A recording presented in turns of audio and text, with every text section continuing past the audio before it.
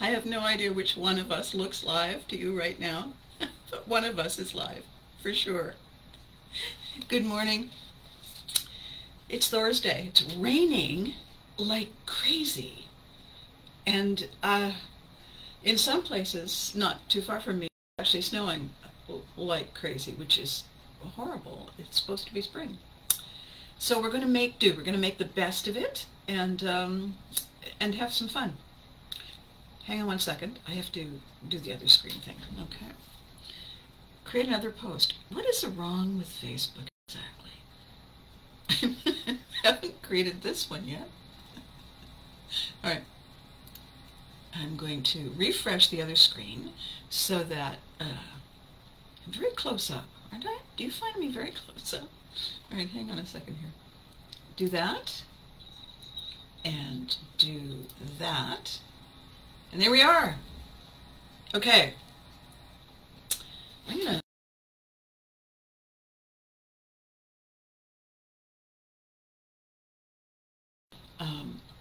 and I've got the screen up so I can see.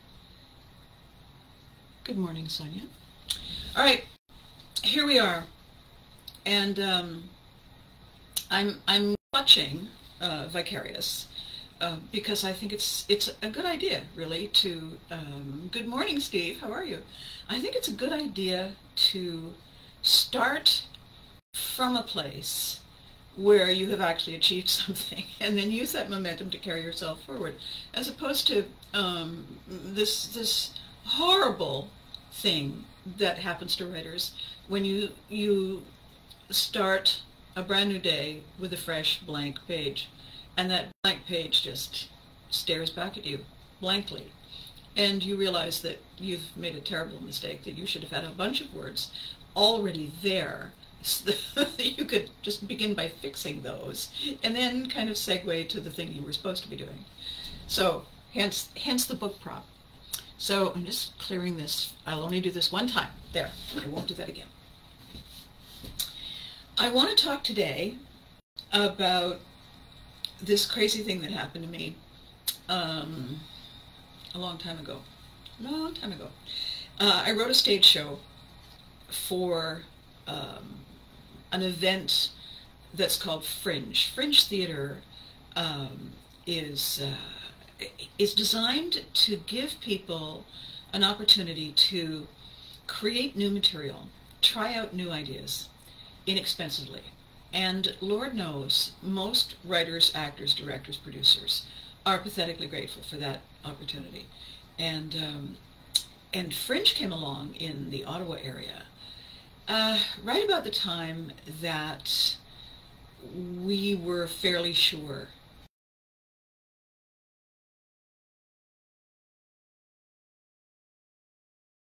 we had a really good run. We'd had a wonderful time, and it was suspended for a year and a bit while they decided whether or not to try to move forward without Christine and without Alistair. And then they decided after a while, well, you know what, let's give it a try.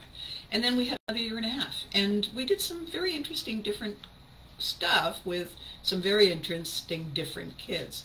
And as I had been doing the show and a couple of other things along the way, I had started writing sketches for myself to just get ideas out of my head and onto the page.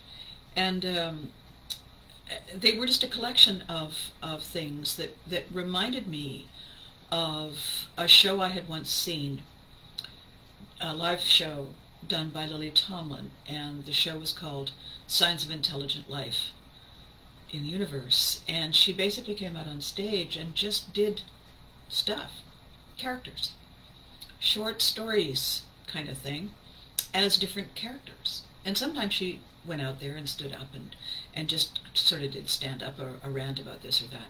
And I had watched that show and I thought, you know, I bet I could do that. I couldn't do it as well, but I could do something like that. So I had been writing these characters.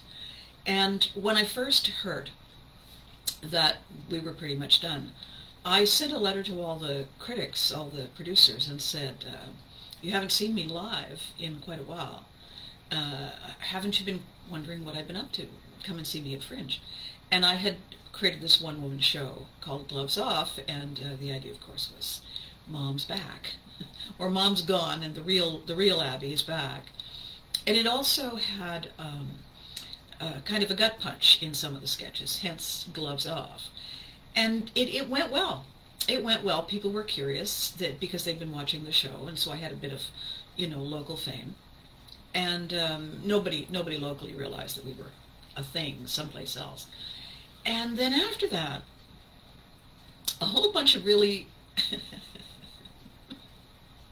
unfortunate incidents happened to me in a kind of a cascade of chaos. And I go through stages in reaction to life. The first is astonishment. The second is bewilderment. The third is fear. And then my Viking genes kick in, and I get royally pissed off and get even. And the get even is in direct proportion to how disastrous it has been.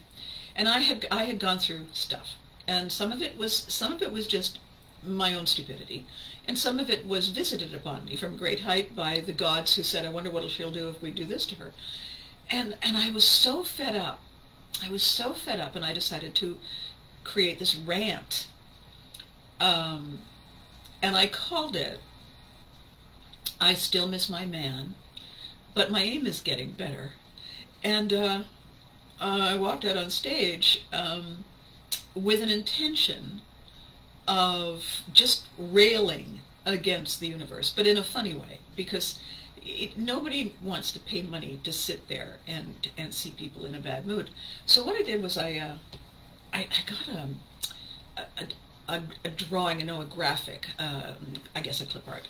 I was working at a newspaper at the time, selling advertising, and I was, in the art department. I saw this graphic of sort of a 1940s handsome guy in a tuxedo, beautiful, stunning guy, and so I got it blown up really big, and I put it on Bristol board, and I put it on an easel, and I put it in the middle of the stage, hence, I Still Miss My Man. And then I went to Toys R Us, which is, if you've never heard of or been to, if Walt Disney could invent a toy store, basically. And in it, I didn't know what I was looking for. It's a toy store, kids, I don't. Anyway, I found these water pistols that were really long, and they were bright yellow and pink and green, and they fired water at you, but they also had like a Gatling gun around the barrel, and the Gatling gun shot suction darts, so you couldn't hurt anybody. You just thwack, presumably, and if you wet the tip, with any luck it would stick. So I said, how much are these? And they said whatever it was, and I said, oh, do, in case one breaks, and I need more probably darts. And so what I did was I wet them and fired them at this Bristol board, and they would stick and then fall off. And I thought, by the way, they made the most satisfying noise when they hit the Bristol board. It was this, if you've ever played tennis, and you hit the ball because you're mad at somebody, and it goes whack, and you say, yes, it did that. It did that. So I dressed up very elegant. I had my hair, and I had a little black dress, and I had little heels and everything, and I came up. And I had this thing set up behind me. And opening night, one of the theater critics came. Actually, many of them came. One of them wrote for the local newspaper. Some of them were on radio, and one of them wrote for the local newspaper. And there she was. And so I came out and I said whatever it was the opening was. And I had the gun. I had this thing. I turned around and went thwop, and it went thwack, and it hit the guy. And I said, you have no idea.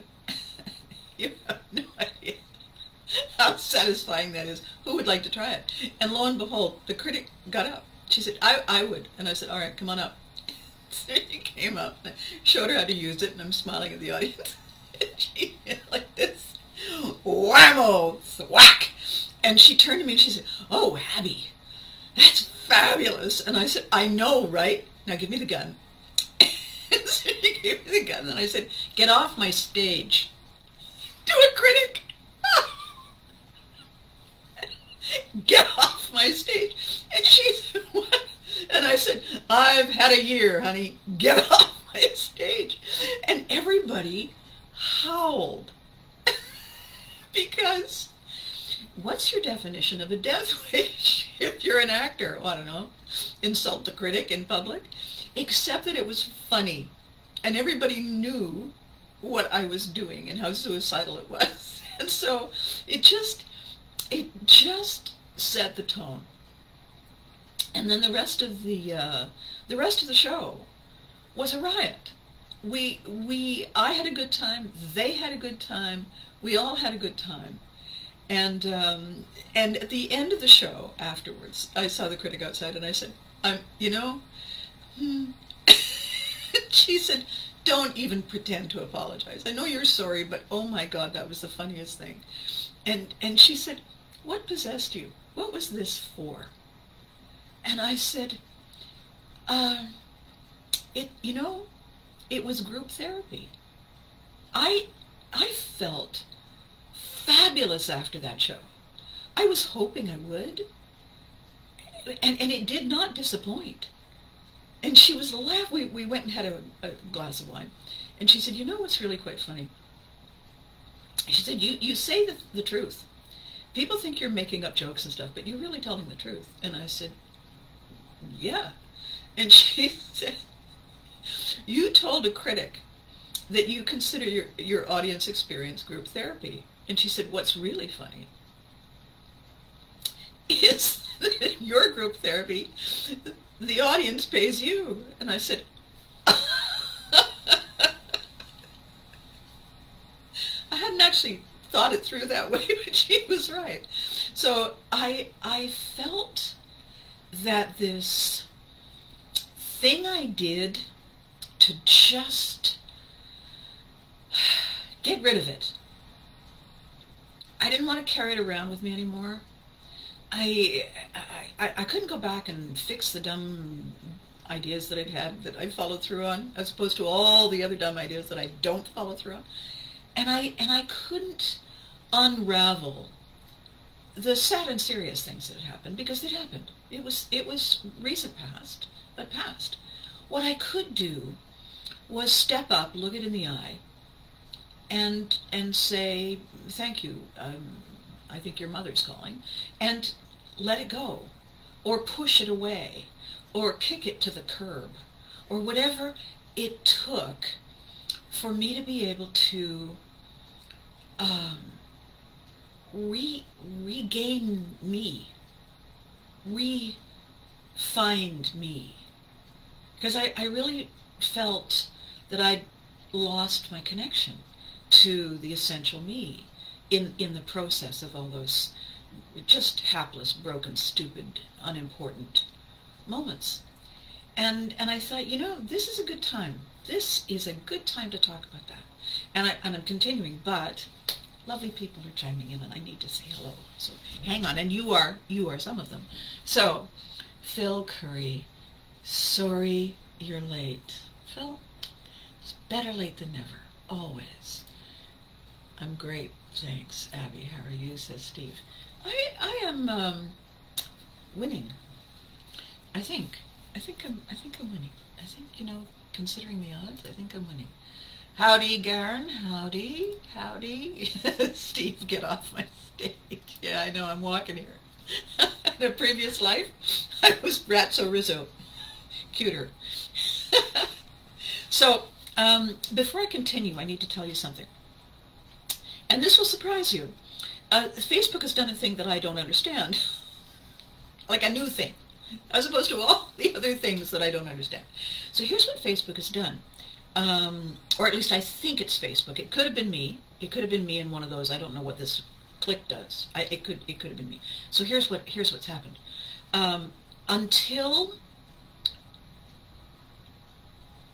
last week. Yeah. Until Tuesday last week, I could see, when this whole lovely experience was over, I could see how many viewers I'd had. I could see your likes and your smiles and your hearts and your astonishments and stuff. And I could see your comments. And I could also see how many viewers. All of a sudden, I can't see how many viewers, which is frustrating because it's like working in radio. You know, you get up at the wrong time of the day and you drive in and you sit there and you babble and play songs and do ads and go home and you have no idea if anybody was listening until the ratings come out. And either they were or they weren't. You don't know until months later because radio, right? So what I would really like you to do as a huge help to me to gauge where I'm going is actually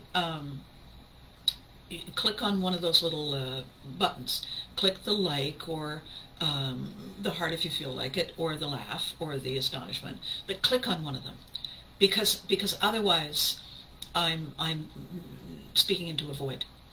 Okay? And I'd like to be able to monitor what's happening. All right? So if you would do that, I would be very grateful.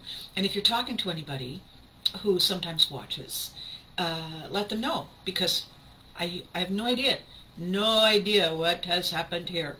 And so I know that I have friends in high places and that I know can fix it. All right, so enough of technology. I want to talk about Vicarius. And I want to talk about Vicarius for a reason.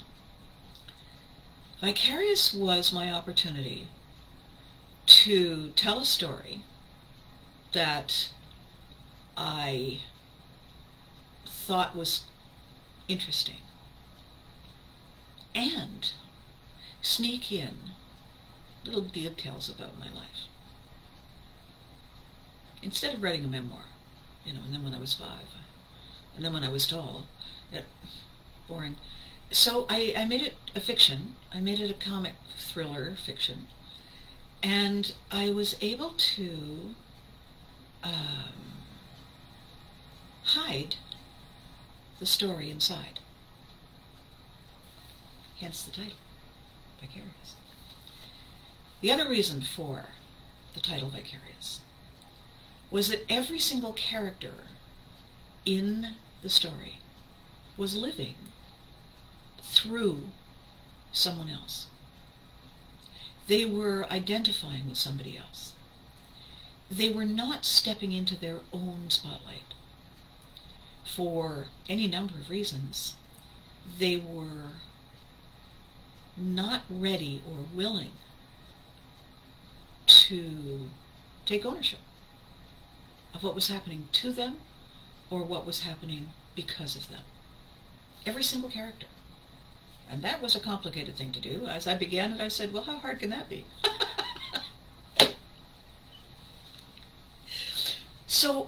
But I loved it.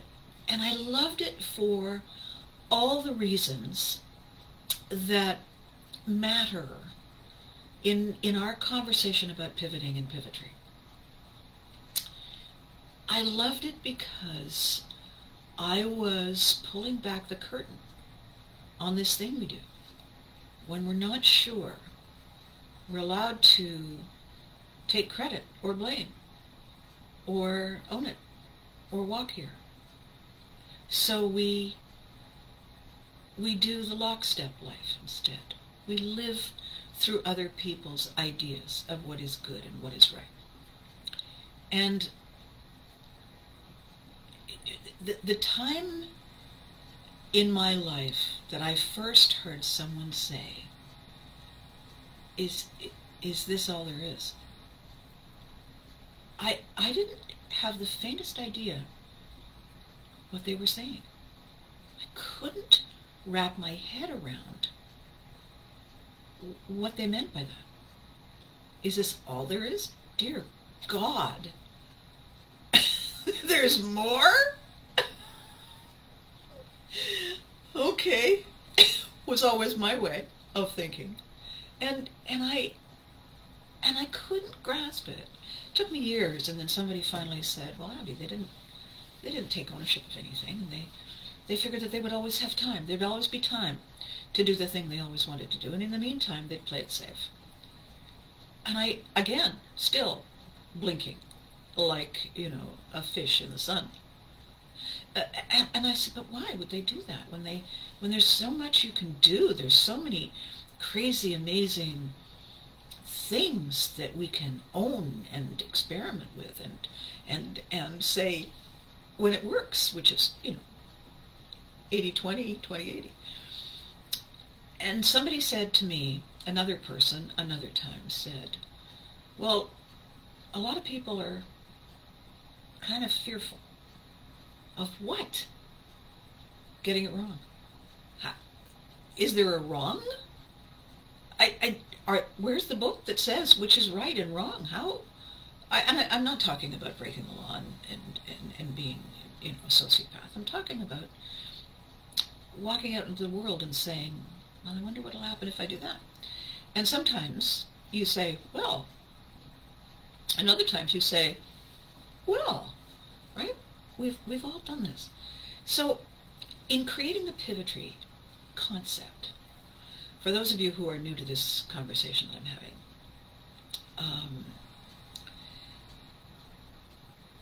I think most of the time when people say, well, have you thought of trying a different way?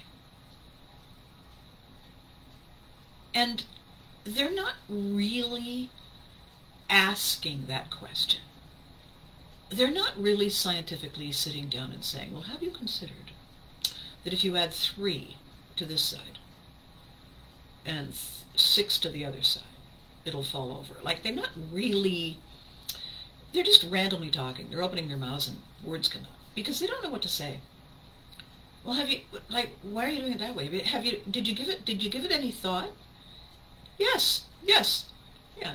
In the middle of the night, at my desk, pounding my head on the pointy edge, waiting for inspiration, I gave it thought. Why would you say that to me? They're not saying it to me. They're thinking to themselves. It just happens to be coming out loud. They don't know what to say, so they say something. If you don't try your way, you'll never know what your way is. You'll never know how it feels to spike the ball if you don't try it your way, right? The Lockstep Life, as I'm working on pivotry, one of the things I'm talking about is the way we learn how to do and be. So here's an interesting thing. I don't know if you've ever considered it. Except for the functions that our cave brain in the back takes care of, the blinking and the swallowing and the digesting and the driving the car on the long roads. You think about this. Every single thing we do is learned behavior. Somebody taught us. Somebody taught us how to get most of the food onto the fork and into our mouth. Somebody taught us how to tie our shoes, go potty, climb and fall downstairs, dress ourselves. Somebody taught us. If somebody didn't actually teach us, now sweetheart, this is how it's done. If they didn't actually teach us, we learned by observing. When we're at home as children, the only people we learn from are the immediate tribe, however big or small that might be. We learn from them. We learn by observing. We learn by listening. We learn by imitation. When we get old enough and we go to school and we go out into the world, all of a sudden we have all kinds of other people who come from other tribes doing things differently. And that's why the first couple of years of school are fairly gobsmacking because all new, all different. So many different, so many new. What to do? Come home, ask mom and dad. They're busy, they don't know. Well, whatever you think is good. Dear, we've always told you, you know, in our house, we always, well, the Hagyards have always, you know, that. We need time, and it takes time, to try the stuff the way the other people do it, and say, okay, but this feels really stupid. But everybody's doing it, so I guess I'm doing it too. Hence some of the fashions that we look back on and think, wow. And I went out in public like that, and I was proud. We were proud because we were fitting in, right? So, as I said the other day, when you're a military kid, you're always catching up. You're always trying to get things done on time. And every new place you go, they have the group way of doing things. And I was always late to the party, and I was always trying to figure out why they were doing it. And one day, I stopped trying. I did something my way. I was invited out to dinner by a very nervous young airman who lived in deathly fear of my father, who said, "You will be bringing her home in a way that makes me proud." And yes, sir, yes, sir, yes, sir. So it was a fairly dull evening, except for one thing. There was two couples, and the two fellows were funny, really, really funny. And the other girl was very quiet and very shy, and so I was very quiet and very shy. And one guy said something funny, and the other guy took forever to say the logical next funny thing. He was taking a really long time, so I said it. And the two guys looked at me, and the girl looked at me and went, "Oh." And the two guys looked at me and then burst out laughing. And so then the girl laughed. And the guy said, "That's my date," you know. And the other guy said, "Wow, you're funny." And I said, "Well, thanks." And that, of course, was the beginning of the end of me being quiet anywhere.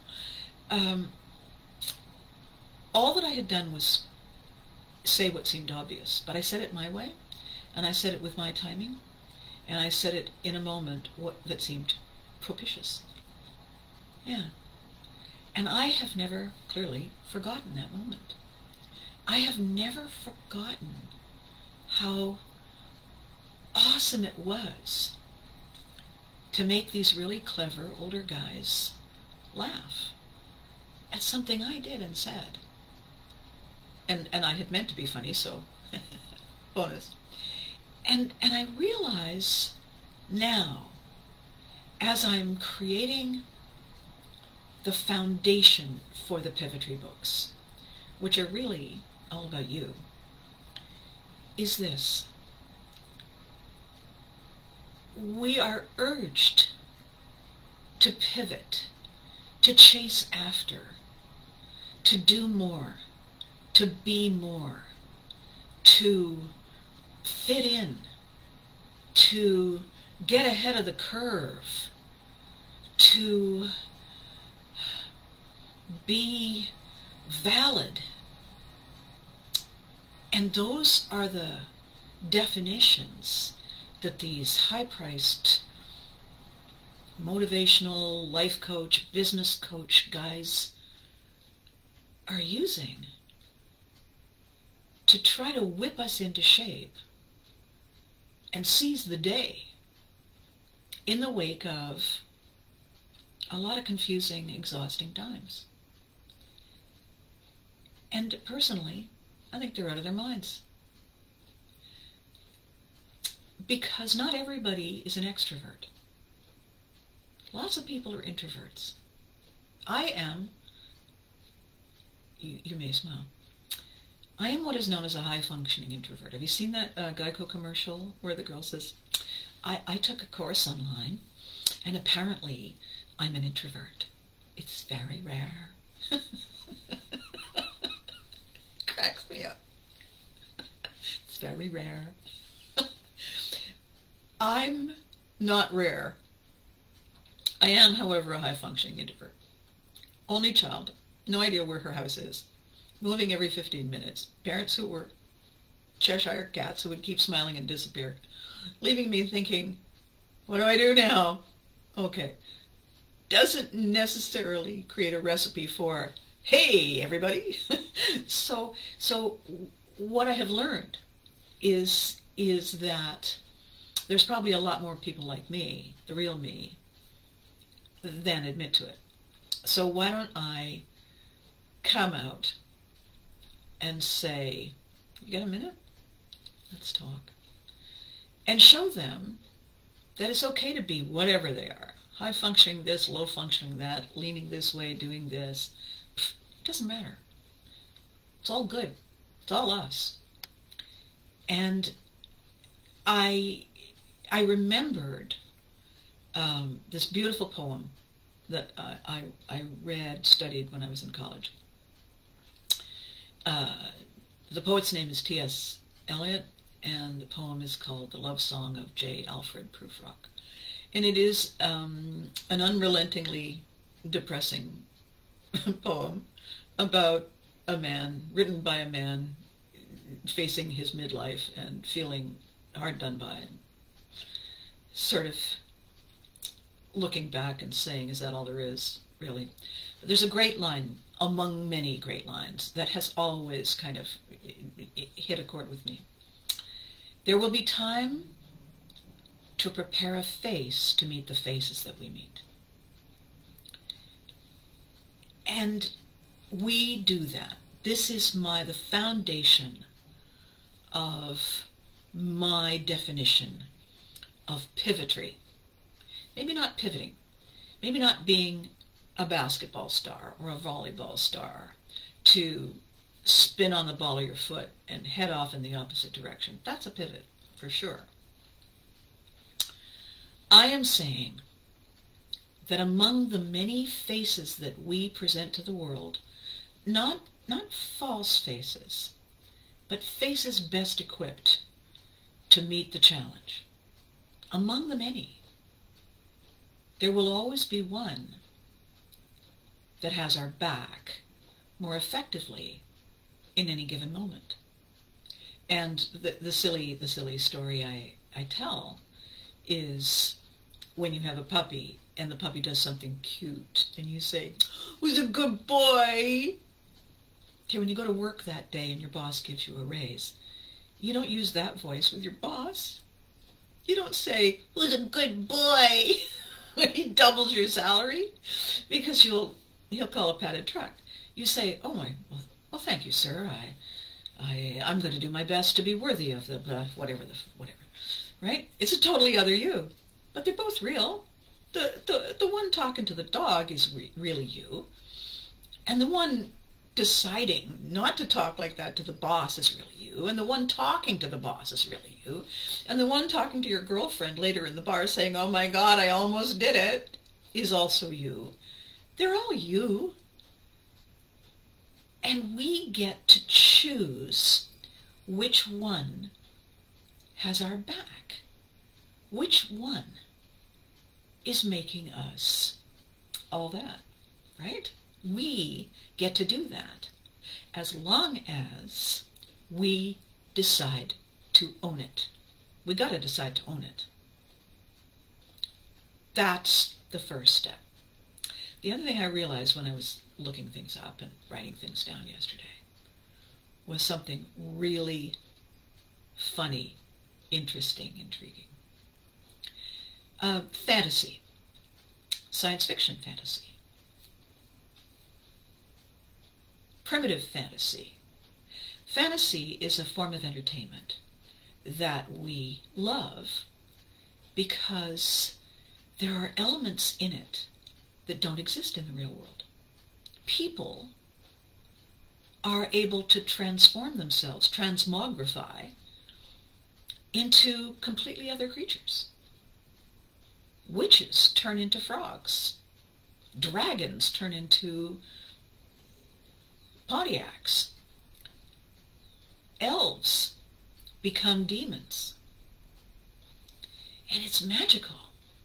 Because as little kids, we've always wanted to have this superpower that we could be anything we want.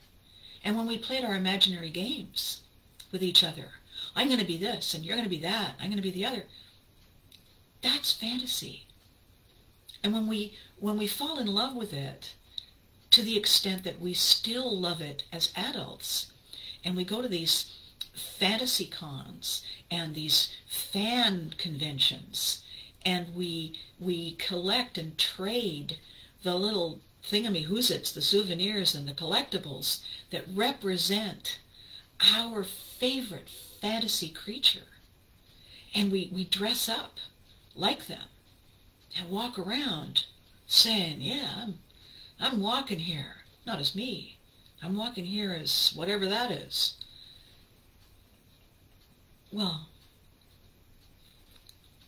that's pivotry. We do that invisibly. We've always done it every day, multiple times a day. You just can't see it. And we, because we do it all the time, don't even know it. So when people say, well, you know, you're going to need to do this or that or the other, watch this. And you become someone else, just like that.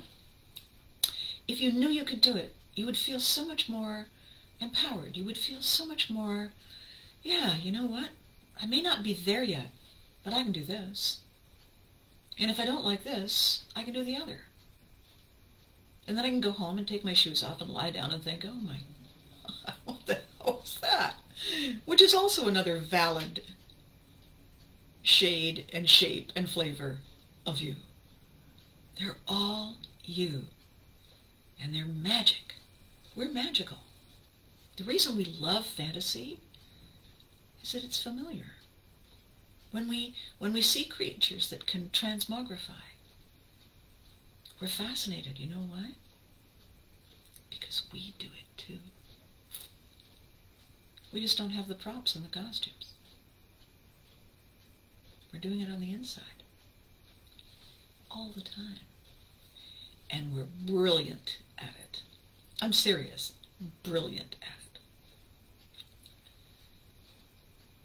One of the things I need to add before I go, and oh look, it's long. One of the things I need to add before I go today is when I was doing that show, I Still Miss My Man, but my aim is getting better. There was a good crowd, and I was very grateful. There was a good crowd because that critic who I had humiliated went away and wrote a really great article about it and said it was really fun. And this is nothing like a slice of humble pie. Thank you. Anyway, there was all these people. And one of the people who came was the current darling of a current radio network who had a big banner on the same building where I was doing my show, blah, blah, blah, blah, brought to you by, right? And his network had produced the banner for him because they were, you know, riding on the coattails, and he was riding on theirs. Vicarius. And so he came in with his entourage to watch my show because his show was either before or after mine. In Fringe, it's in rotation. You don't get to pick. It's a computer does it. So on this particular day, he was there with all his people, and you know, laughing and looking and nodding his head and doing all that stuff to try and upstage me because the audience is sort of divided between watching me and watching him and so on. And I'm up there thinking, keep it up. And so at one point I said something calculated to be funny, and I practiced it on previous shows, so I knew it was funny. So I said it, and the entire audience laughed really hard. Thank you, thank you. He had been busy showing off for somebody, so he didn't get it right away. He heard it, but he didn't hear it, and then he turned back to the stage and realized he's missed something, and so then he laughed. So his laugh was a little late, and so that got a laugh. And I said, "Ladies and gentlemen, my dear friend, so-and-so, who is a legend in his own mind, the reason he laughed late isn't because he doesn't have a sense of humor. It's because he's on a 7-second delay."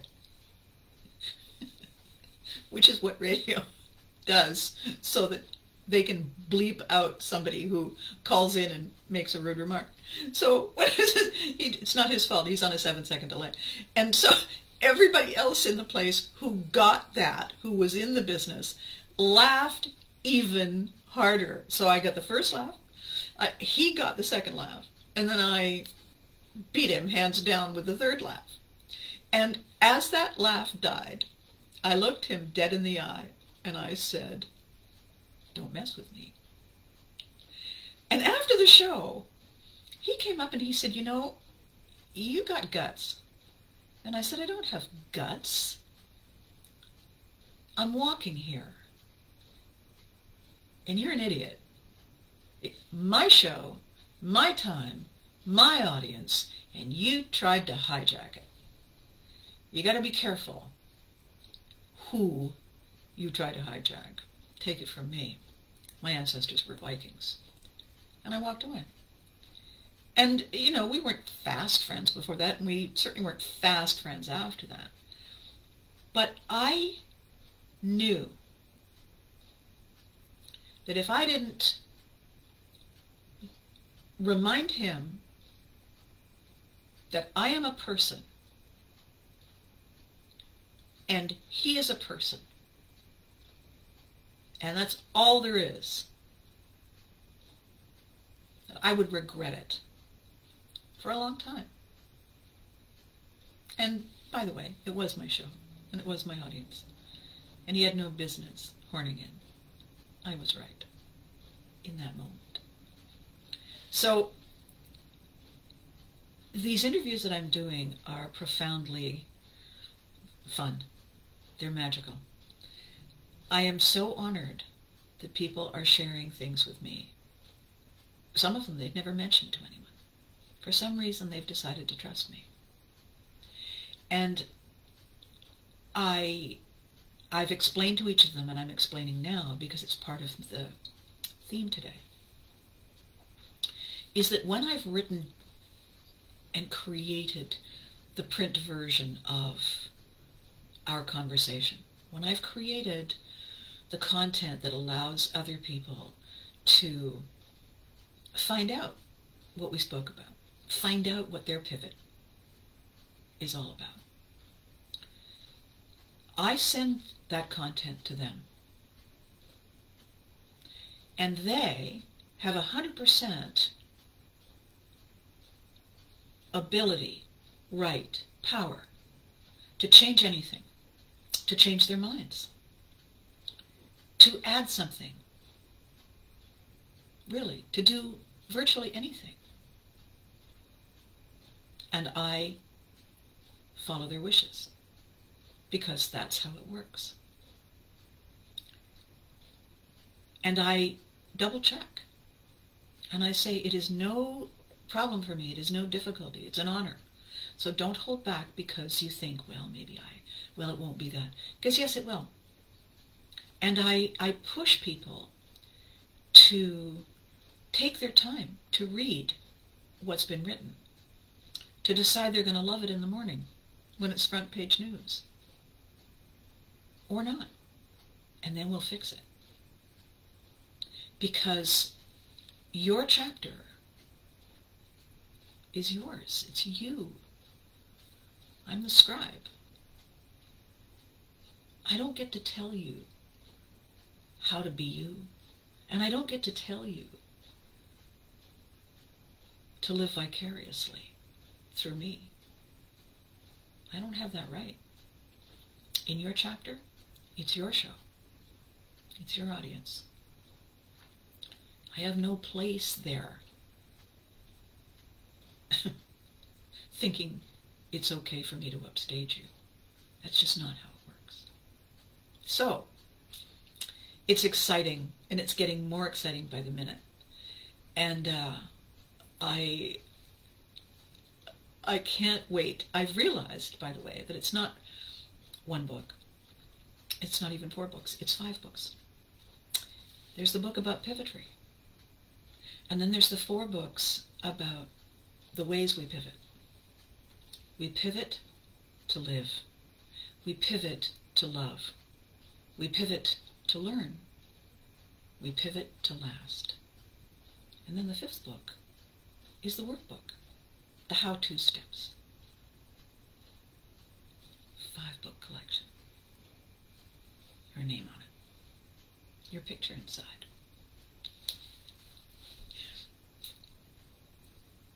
Are you excited?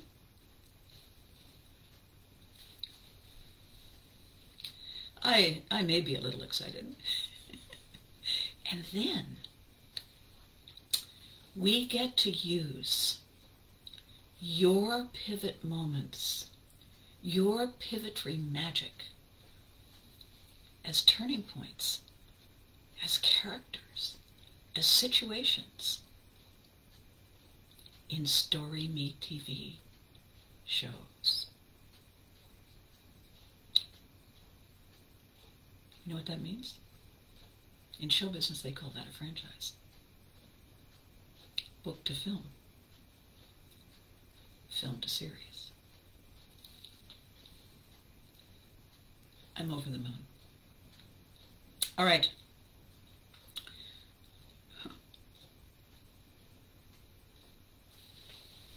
Hang on here. Before I go. Said in true Clint Eastwood fashion.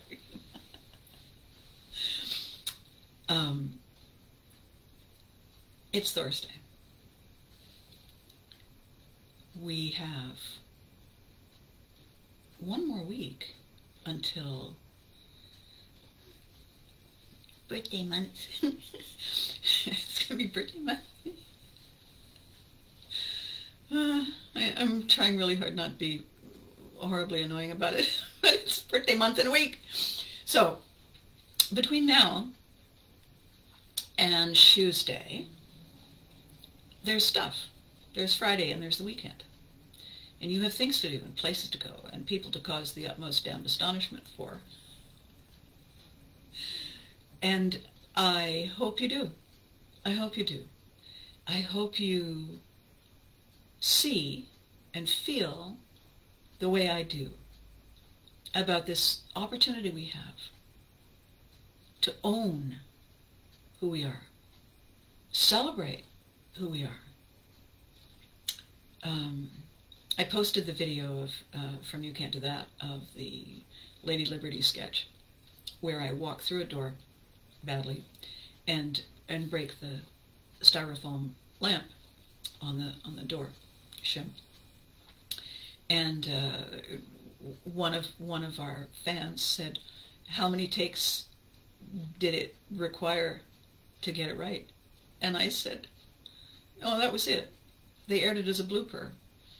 I broke the only prop there was. There was no do-over.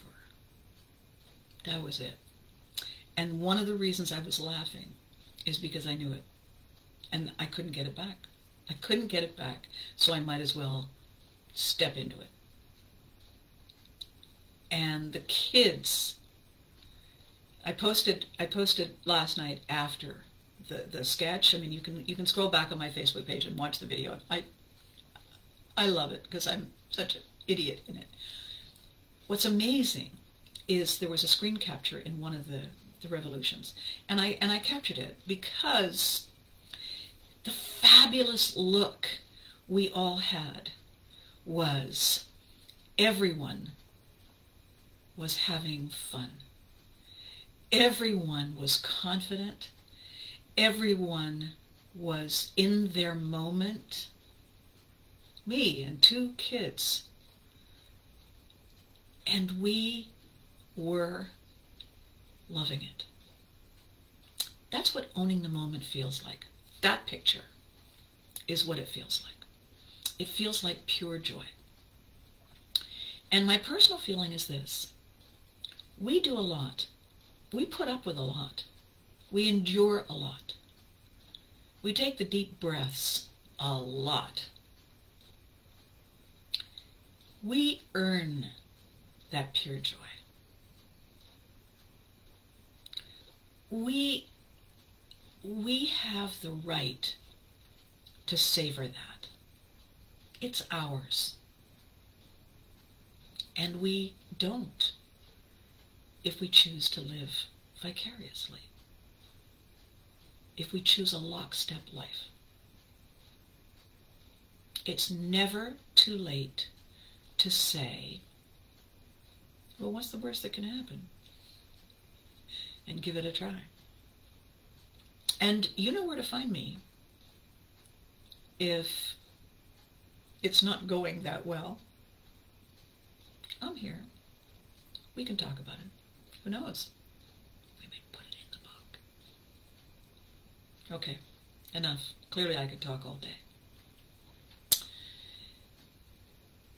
Please do a thing at the top, a like or a laugh or a what on earth, so I know that people were watching.